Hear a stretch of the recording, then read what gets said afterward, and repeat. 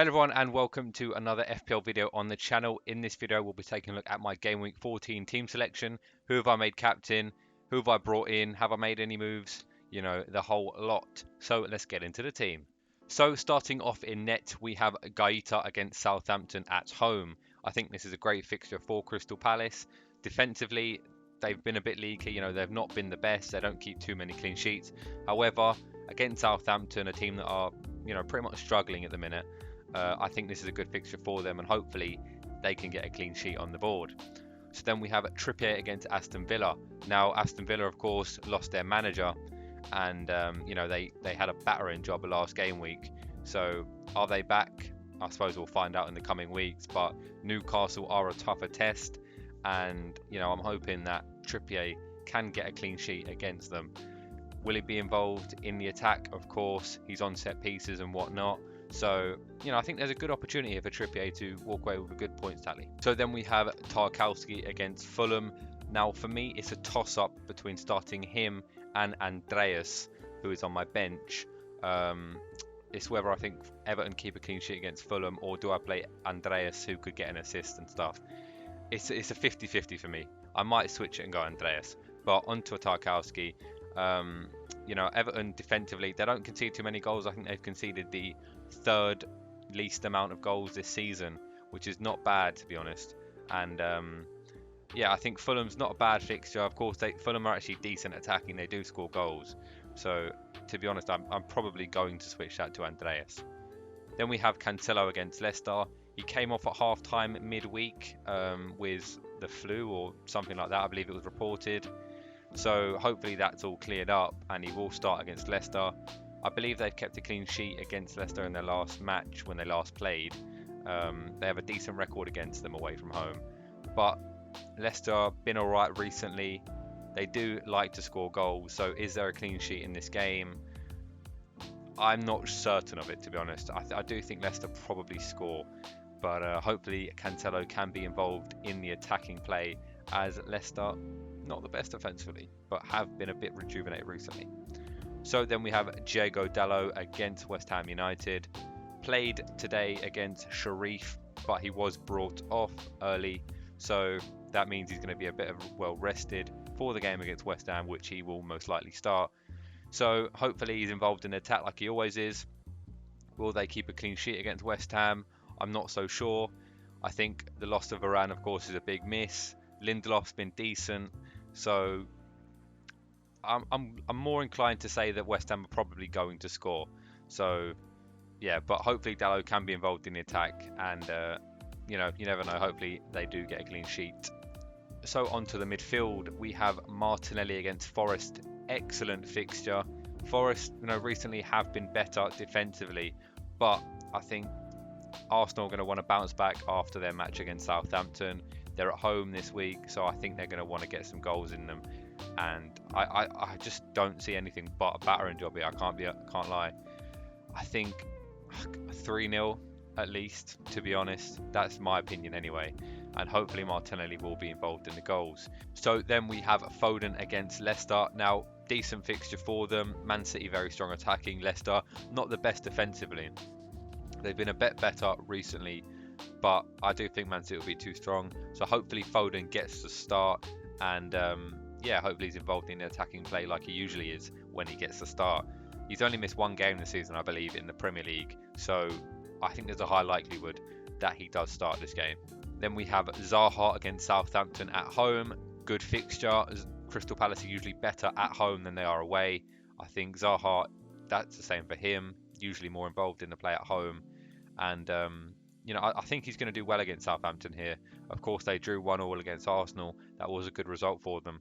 But are they going to do that again? I'm not sure. I think Zaha scores in this game.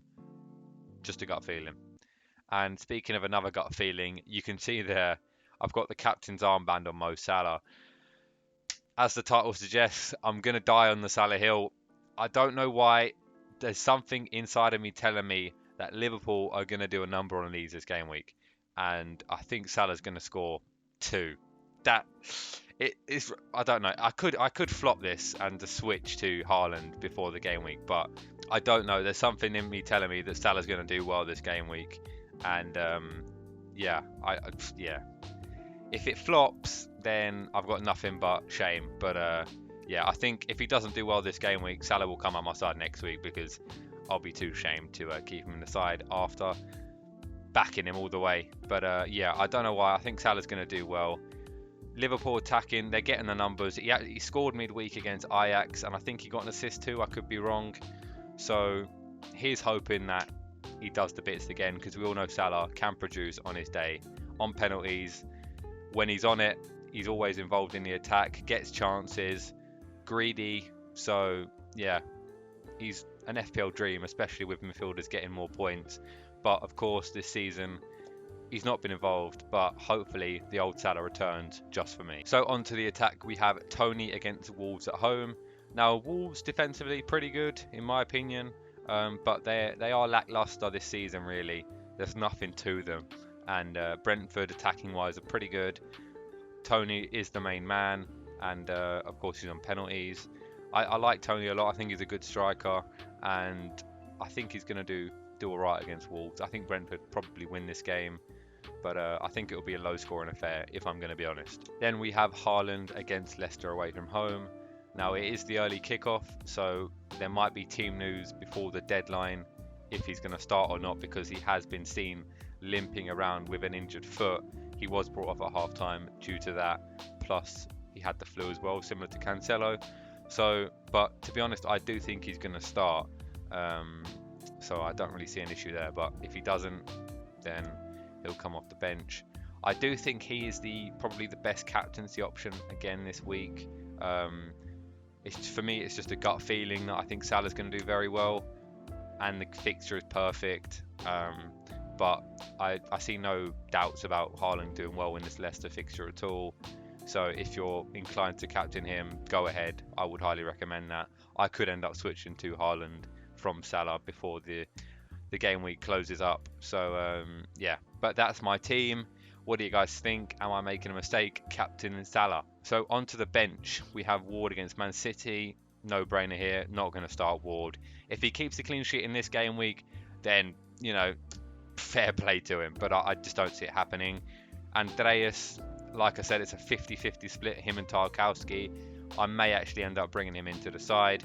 Then we have Johnny against Brentford. Yeah, I think Brentford will score, so I'm not going to bring Johnny in. Then we have Scamacca against United. I think there's going to be a limited amount of goals that West Ham will score, in my opinion. And I don't think he scores in this game. He could do, but that's just the way the cookie crumbles, isn't it? So we did make no transfers this week. However, I do have one lined up, and I'm thinking about doing Scamacca to Gabriel Jesus. So this is how we would line up if I did that transfer. So we'd go to a 3-4-3, Tarkowski would come out, and Gabriel Jesus would come in. So he's not in the best of form recently, don't get me wrong, but I think he's essential to that Arsenal attack. It all runs through him, and Nottingham Forest is the target fixture. That is a fixture that you want to target. They've been better recently, I know that, but I do think they're probably one of the worst sides in the league, if not the worst. And I just want to exploit that, and I think Arsenal will score goals. So hopefully Jesus can bounce back with a few points. But I did want to get Saka. That was a main target. So the only way for me to get Saka in is to take Zaha out for Saka in a straight swap. But I don't want to do that with Zaha having Southampton at home. And then I could either do maybe Scamacca to a dud striker and then take Andreas out for Saka in a -4. So it's either do a -4, take Zaha out, or I just do Scamacca to Jesus, which I think is probably the best option. I don't think it's worth taking a hit, although Saka could very well bang, and he's a very, very attractive prospect this game week. So those are the two teams. What do you reckon? Should I make the transfer of Scamacca to Jesus?